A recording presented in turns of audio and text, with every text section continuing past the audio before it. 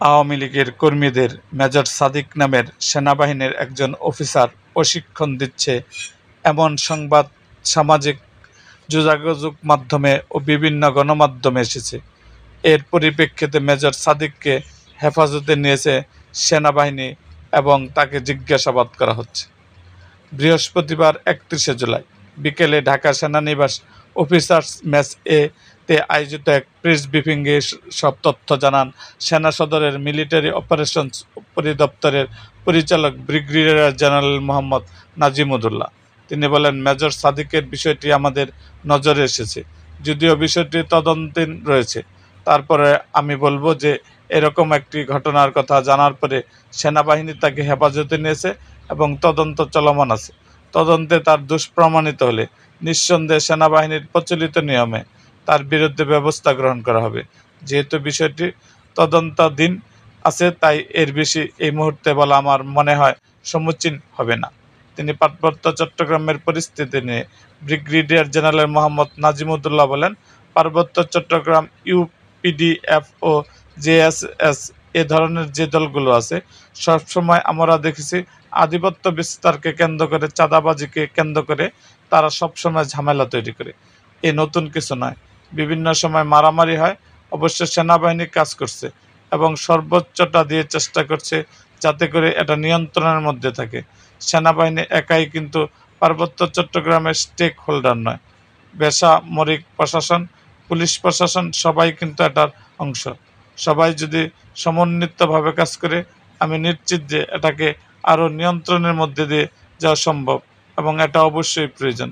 তিনি বলেন, কেএনএফ অস্ত্র আরাকান আর্মির কাছ থেকে নিচ্ছে, তারা আধিপত্য বিস্তার করছে।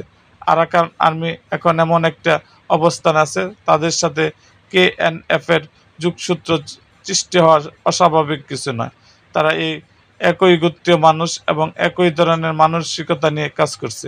সেক্ষেত্রে কেএনএফ আরাকান আর্মির কাছ থেকে যদি কোনো অস্ত্র পেয়েও যায়, এটাকে আমি অবাক হব না।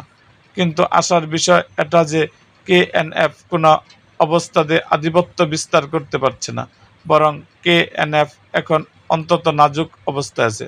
আমাদের অভিযান চলমান আছে। আমরা দৃঢ়ভাবে বিশ্বাস করতে চাই, সম্মিলিতভাবে কাজ করলে কেএনএফকে সমূলে উৎপাটন করা সম্ভব এবং সেটা অবশ্যই প্রয়োজন।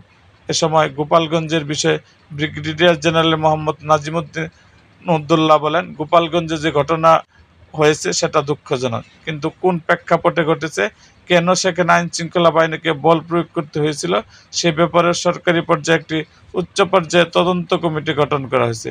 একজন বিচারপতিকে প্রদান করে তদন্ত কমিটি খুঁজে বের করবে যে কিভাবে এটা হয়েছে, কেন হয়েছে, প্রেক্ষাপট কী ছিল। আমরা সেই পর্যন্ত অপেক্ষা করি। তিনি বলেন, কোনো দলকে নয়, কোনো ব্যক্তিকে নয়, বরং যাদের জীবন হুমকির মধ্যে পড়েছিল আমরা সেটা বিবেচনা করে তাদেরকে উদ্ধার করেছিলাম। যাদের জীবন হুমকির মধ্যে বিবেচনায় পড়েছিল তাদেরকে আমরা উদ্ধার করেছি। সেটা দলের পরিচয় মুখ্য বিষয় ছিল না। জীবন রক্ষাতে এই কাজটি করা হয়েছে। এরকম আরও ভিডিও পেতে এবং রাজনৈতিক অঙ্গনে নানা ঘটনা ও ইতিহাস জানতে আমাদের মুক্তাগাছার ইতিহাস মিডিয়া ইউটিউব চ্যানেলটিকে সাবস্ক্রাইব করুন এবং পাশে থাকা বেল আইকনটি বাজিয়ে দিন।